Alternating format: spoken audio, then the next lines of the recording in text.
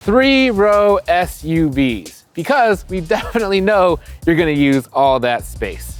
If you're in the market for one of these, you've checked out these three. All of them have V6s under the hood, plenty of space for the family, and ruggedly handsome good looks, kind of like your host. But even with all of those similarities, there are still plenty of differences between these vehicles. So today, we're gonna figure out which one of them is best for you, your kids, your family, your dog, in my case, your golf buddies, whatever you want to put in them. The Ford Explorer got a big update for 2025, and it's here with new styling inside and out, updated technology, and you can even drive it without your hands. The Honda Pilot got a redesign in 2023, which gave it a fresh engine and a flexible interior, and not the latest tech? We'll get to that later. And we can't have this conversation without the Kia Telluride, which since it debuted in 2020 has been a mainstay at the top of our 3-row SUV rankings. It also got an update recently, and we're here to see if the king can stay the king.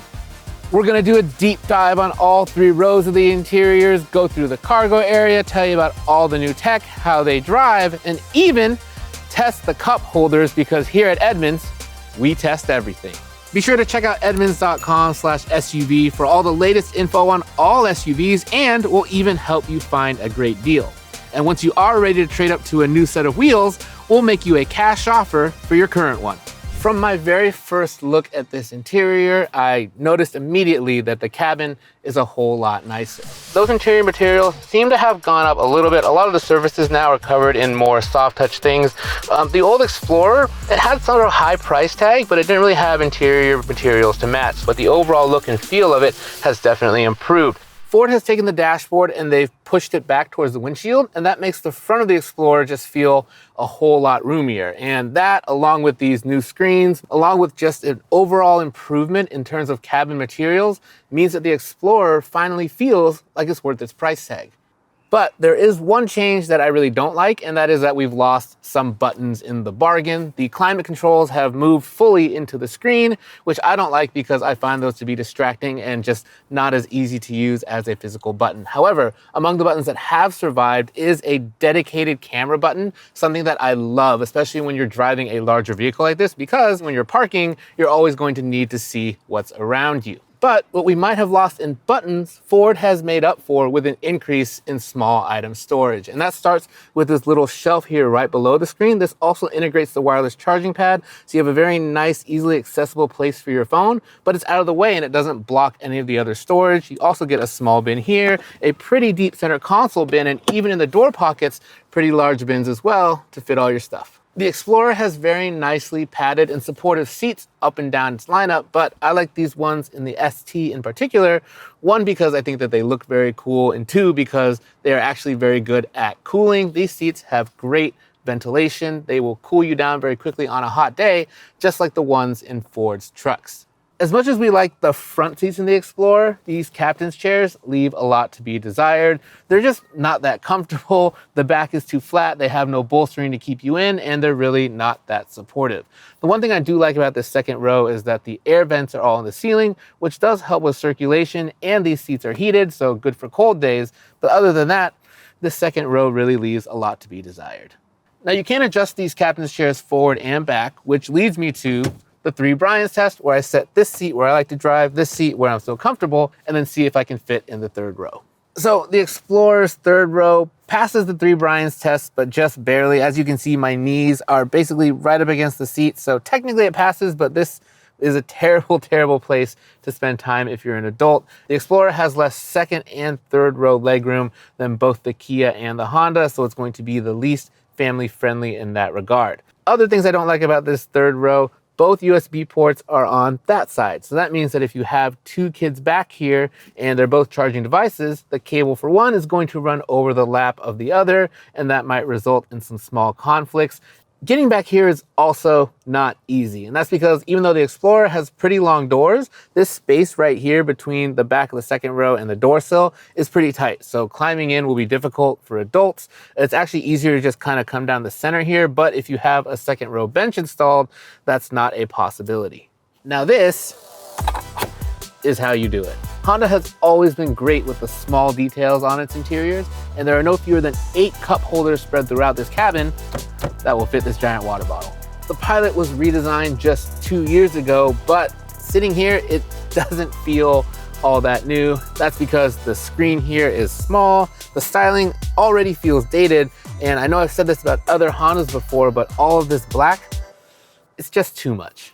Even though I'm not the biggest fan of how this interior looks, I do have to admit that its ease of use is off the charts, even better than the Ford. And that's because Honda has stuck with enough physical controls to give you easy access to the things you need without flooding the dashboard with buttons. So you get physical climate controls here and even buttons for both the heated and ventilated seats. Honda has also mastered the art of small item storage. Here in the Pilot, you have very deep 2-tier door pockets. You have a shelf here in front of the passenger, a feature that we really like that they borrowed from minivans. And this center console bin is also nice and deep. The Honda's second row is a lot more spacious and comfortable than that of the Ford. These seats have a lot more cushioning and better padding, and there's enough room here for kids and adults alike to enjoy a long trip. The one thing I don't like is that the vents for the climate control, instead of being in the ceiling where they're very good, are here in the center console where they're not so good, and they'll just make your knees really cold or really hot. But the one thing that we really appreciate about this second row versus the Ford is that getting in the third row is even easier, because all you have to do is press a button and then climb right in. The Pilot does better on the 3 Brian's test than the Explorer did. I have a bit more legroom and headroom than I did in the Ford, at least on this side. And that's because if you're sitting on the passenger side in the third row and you're an adult, you have to watch your head, because that is where the mount for the center seatbelt is. And if you're tall at all, your head's gonna go straight into it if the Pilot goes over any bumps. Overall, this third row is much more comfortable than the one you have in the Explorer, but if you want to make it even more so and make it feel even more roomy, you can actually remove this middle seat. Now, this is the only vehicle in the entire class that offers a feature like this, and the Pilot is the only 8-passenger vehicle that we have here today. But this seat, you can actually just lift it out and remove it, and it actually fits nicely in a storage bin behind me in the cargo area, and that gives the Pilot a level of seating flexibility that its competitors can't match, and that's partially why it has such a high interior score, much better than the Ford. Now, tow room is something that I'm guessing you don't think about very often when it comes to a vehicle, but it's an integral part of third row comfort because those feet, they need to go somewhere, and that's part of the reason why the Telluride has my favorite third row of the entire bunch, even though on paper, it has the least legroom. This second row features a lot of forward and back travel. So this second seat is set up where I'm comfortable, and as you can see, this vehicle passes the 3 Brian's test with flying colors. This is why it's important to check these kinds of things out for yourself if you're gonna buy one of these vehicles and not just trust the measurements. Now, just like the Pilot, when it's time to get in or out of the third row, the Kia also has a very quick release that can easily be operated by kids. The Telluride's second row is absolutely fantastic. These seats are super comfortable, basically just as comfortable as the front row seats of many other vehicles, and Kia also offers them with heating and ventilation, something that the other 2 SUVs don't. Up front, the Telluride, much like the Pilot, has buttons for all the right things in all the right places, but in here, they're even bigger and more logically laid out. I love the layout of the Telluride's cabin. It's very sleek and modern, and I think this is the most stylish interior of the bunch. And I also really like that they've kept a traditional gear shift rather than the knobs and dials and buttons and things you're getting in the Ford and the Honda. The one thing that the Kia lacks is interior storage. It only has a single door pocket. It doesn't have any cool shelves or stuff like that to put your phone. The center bin here is pretty large, but other than that, there's not a lot of space to put your stuff, and I don't know where I'm gonna put all my snacks. We combined the interior and comfort scores for this section to declare a comprehensive winner when it comes to the insides of these SUVs. In first was the roomy Telluride, with the Pilot coming in second. The Explorer's cabin has improved in many ways, but space isn't one of them, and that's the biggest reason why it came in third. You want off-road pickups? We've got off-road pickups. I know that guy. This is the biggest change to the 25 Explorer. It's the introduction of not only 2 brand new screens, but also a brand new infotainment system from Ford, one that includes deep Google integration, access to things like Google Maps, the Google Voice Assistant, and on top of that, even the Google Play Store. This 13.2-inch touchscreen and 12.3-inch screen here in the instrument cluster, both are standard on every Explorer, which is pretty awesome. And we also really like this integration of Google Maps, even more than what you're going to get with Android Auto or Apple CarPlay, because it just seems even more responsive. As you can see, the pinch to zoom happens pretty much instantaneously. And because I logged into my Google account, it even loaded in all of my places. So all these dots around here are all of my favorite restaurants because I'm a hungry person. This display is high resolution and very crisp, and that means that even the surround view camera also looks really crisp. This is the best surround view camera by far of the 3 vehicles we have here today. Now, as I said before, you're also getting the Google Voice Assistant, which means you can do things like, okay, Google, is the Earth flat? No, the Earth is roughly a sphere.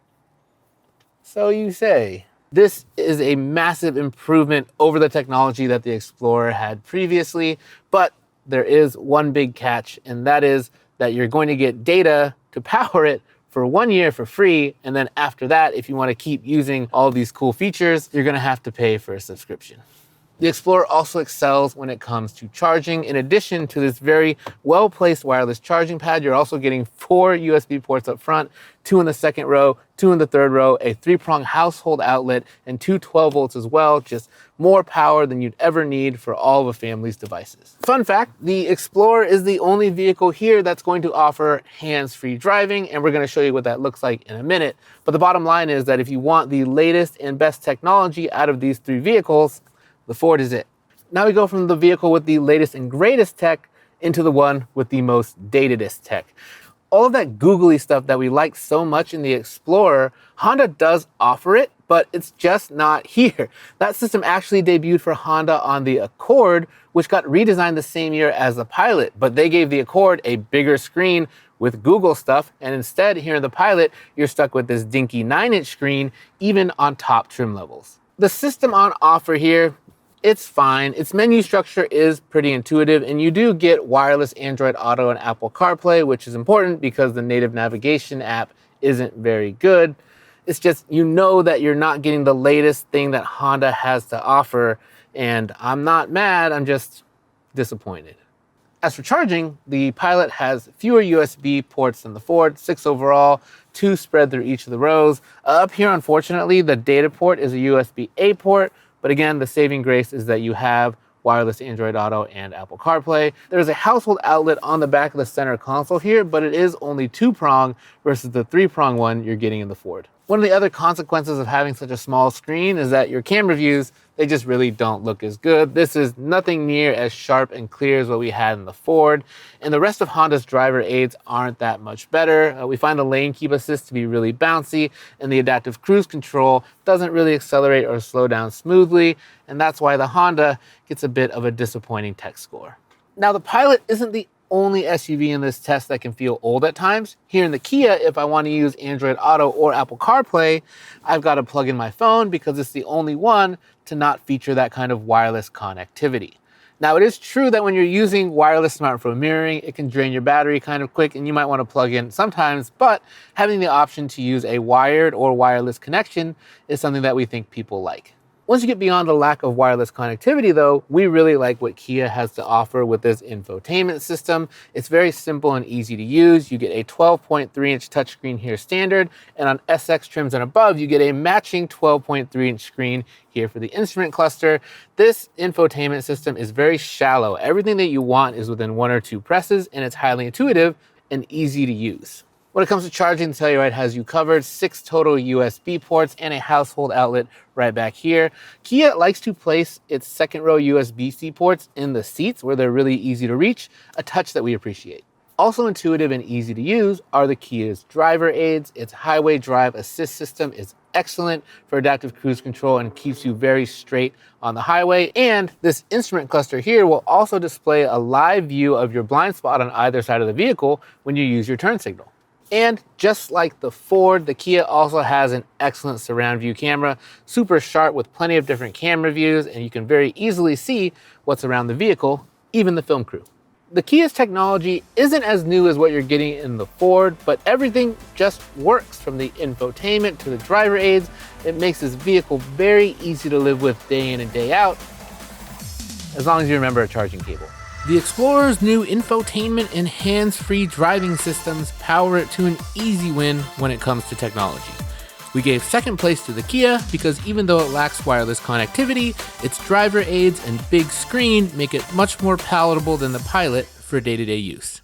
As we mentioned earlier, a big reason that you're considering one of these vehicles is cargo space. Now, on the spec sheet, these three vehicles have very similar cargo room behind the first and second rows. But when we get behind the third row, that's where differences start to emerge when we look at real-world cargo space. When it comes to the cargo areas of these three vehicles, they have some similarities. All of them have underfloor storage where you can take this lid here, drop it down, and give yourself a bit more cargo room. Now, the underfloor storage compartment is smallest in the Ford, bigger in the Kia, and biggest in the Honda, and that's for a very particular reason, which we'll show you in a second. Now, behind its third row, the Explorer, just like its third row had the least passenger room, it has the least cargo room of the bunch. We have a couple of pieces of luggage here, and we're going to make sure that they can fit behind the third rows of each of these vehicles. And as you can see in the Ford, it's a bit of a tight squeeze, but they do fit, and you can still close the lid. The Telluride has the most cargo room behind its third row on paper and in practice as well. It was able to fit both of these bags easily, along with a backpack as well, something that the other two vehicles can't do. And that underfloor storage bin is a pretty nice size, at least until you see the one in the Honda. The Honda is second when it comes to cargo room behind its third row, and it of course fit both bags pretty easily. But its best feature is this underfloor storage compartment, which is gigantic for good reason, because that's where you keep the seat when you're not using it. And of course, if you don't want to carry the seat around, you can just leave it at home and you have a big, nice, secure bin, something that a lot of SUVs lack. The other thing I really like about this cargo area is this cover here has two sides, and this one has no carpet. So you have to carry anything that's dirty or muddy, just put it here and wash it off with a hose when you get home. A part of our cargo and storage score also includes how good these vehicles do with car seats, and the Honda is by far the best with really wide door openings and easily accessible latch anchors. In second was the Kia, and in third was the Ford because it has the tightest confines. All these vehicles max out at 5,000 pounds when it comes to towing, so no advantage for anyone there, but the Honda wins this category because of its flexible storage, great interior storage, and how good it is for car seats. The Kia and the Ford tie for second, the Kia being better for overall storage, but the Ford having better interior storage, especially up front. While performance might not be at the top of the wish list for most SUV shoppers, how these vehicles drive is still important.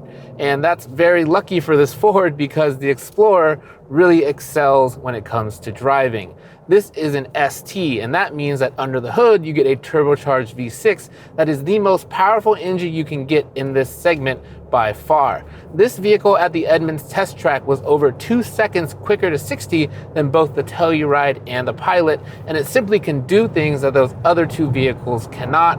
It is the best one to drive, it handles the best, it's the most enjoyable, and if you're looking for performance in this segment and sportiness, the Explorer is the clear choice.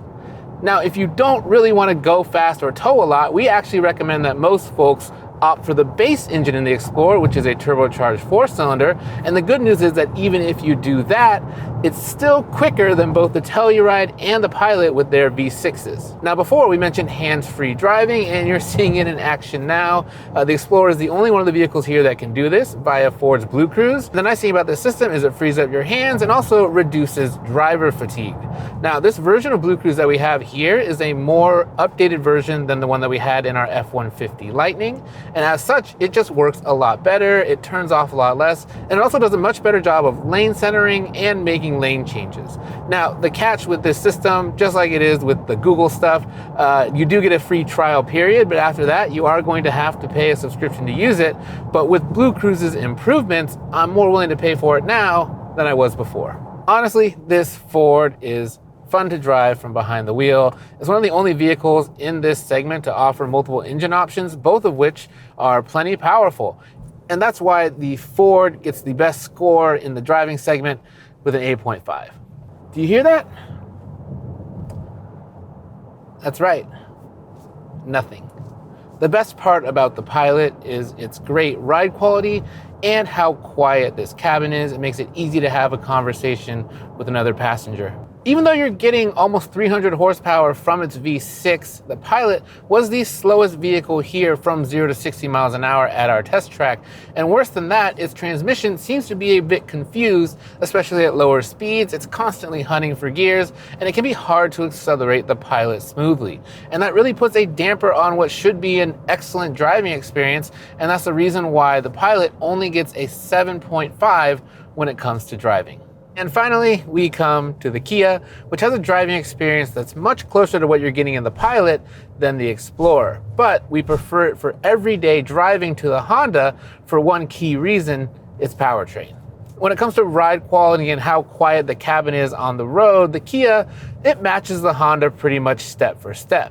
But it's quicker from 0 to 60, and it also has much smoother acceleration. You don't get any of that lurchiness or sort of grabbiness at low speeds that you're getting with the Pilot's transmission. Here in the Telluride, it's smooth all the time, and that's the biggest reason why it edges the Honda when it comes to driving score with an 8.0.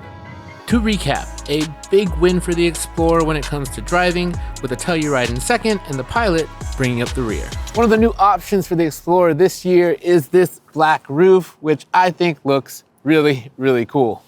It's $5,000. It's what? $5,000. American dollars? So Ford wants to charge you $4,895 to splash some black paint on the roof, but even without that option, this Explorer ST would be by far the most expensive vehicle in our test. So we would recommend going down to the ST line with the smaller engine and keeping many of the same options, and the price for that vehicle is down at around $53,000. And for that price, with the improvements to the Explorer's interior and technology, it feels very worth it. Now, the Kia and the Honda on price are about equal, but the Kia has a gigantic advantage in the form of its gigantic warranty. It also just feels nicer inside. It feels like your dollar is going to go further with the Kia, with how nice that interior is, almost luxury grade, while in the Honda, as we saw, its style feels dated and that screen feels dinky. Now, when it comes to fuel economy, none of these vehicles are very good. The Ford is probably a little bit better with its base engine at 24 combined MPG, but none of them are MPG heroes like the Toyota Grand Highlander Hybrid. So for this value section, the Kia is the winner with its warranty. The Ford comes in second with its interior that actually matches its price now. And in third, there's a Honda, where you just get less for your money.